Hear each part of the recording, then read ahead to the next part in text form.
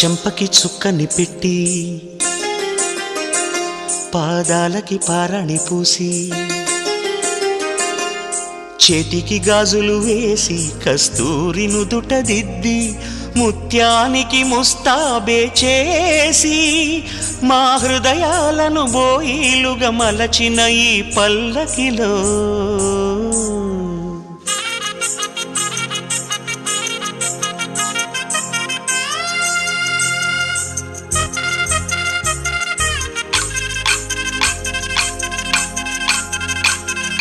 పల్లకిలో పల్లకిలో పెళ్లి కూతురు రాణిలా ఉంది, మహారాణిలా ఉంది.